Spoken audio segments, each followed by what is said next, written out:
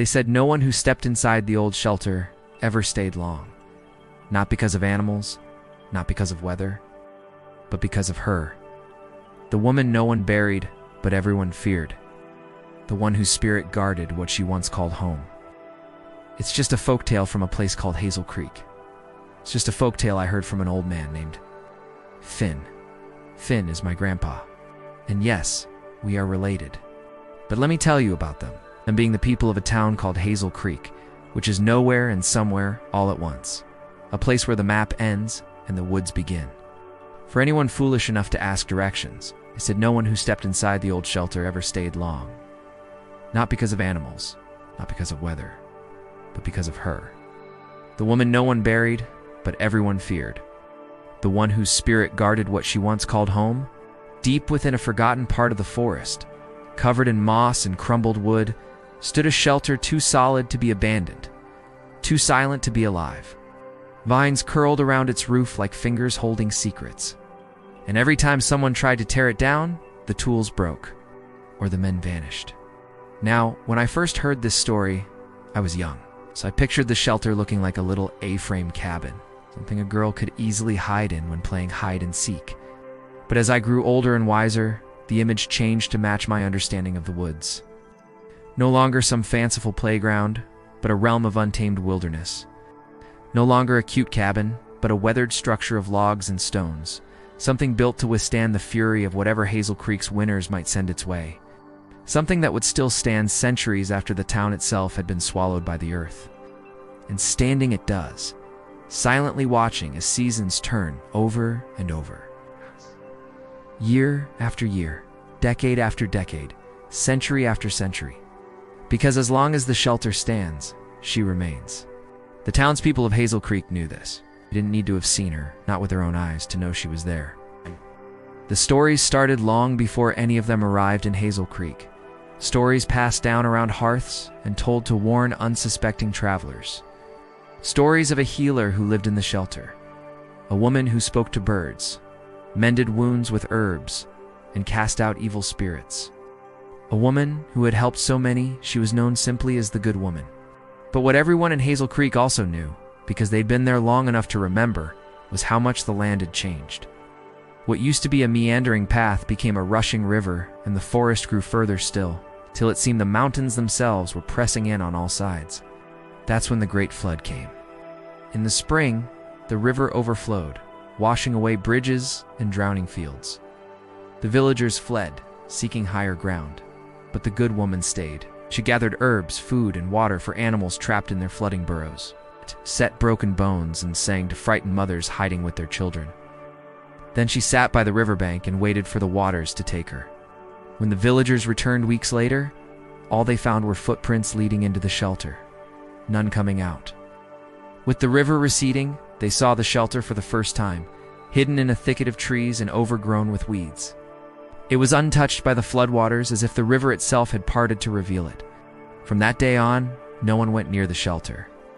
Fires refused to burn near its walls. Children cried if taken too close.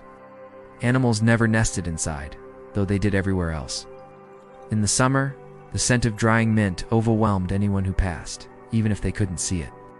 And in the winter, snow fell softly around the shelter, never piling up against the door.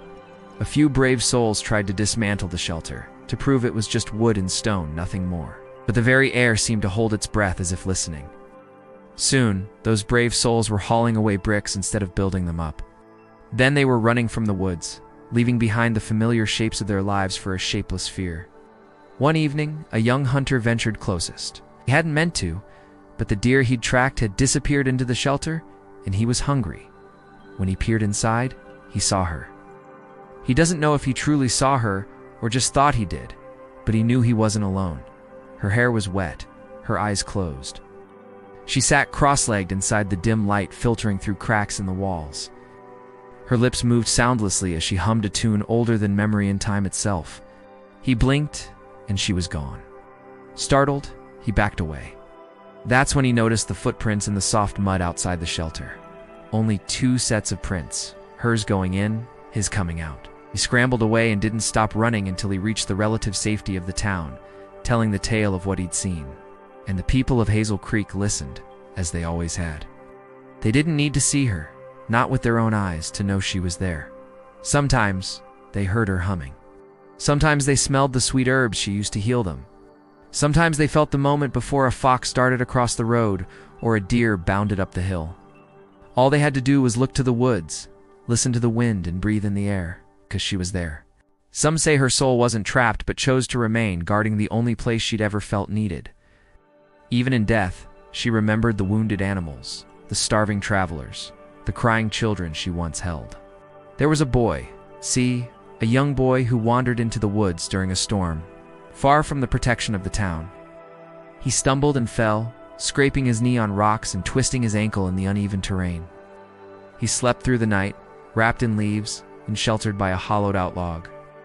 And when he woke, his fever was gone, and a trail of fresh mint leaves led him home. No one had been there, at least no one living. As years turned into decades for some and centuries for others, people continued to come to the shelter. Some willingly, most not. Some to find her, most to escape her. Yet all who went inside emerged, changed somehow, bearing scars of mint, carrying tunes older than memory. Whispering tales of a woman who never asked for anything in return for what she gave, not even thanks. If she took you in, you never forgot it, neither did everyone else. Maybe she never left, because her purpose never ended. Maybe she never left because she didn't want to leave. See, this is how they remember her. The good woman, the healer, the caretaker. Some say her name was Alara.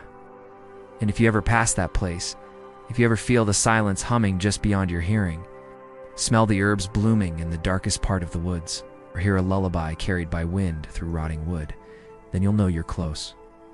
And if you listen carefully, you might hear her humming too. Not haunting, just holding. Not gone, never forgotten. Thank you for listening. If this story whispered to something deep within you, then please, comment, and subscribe to The Forgotten Path, where old souls speak and forgotten places still remember.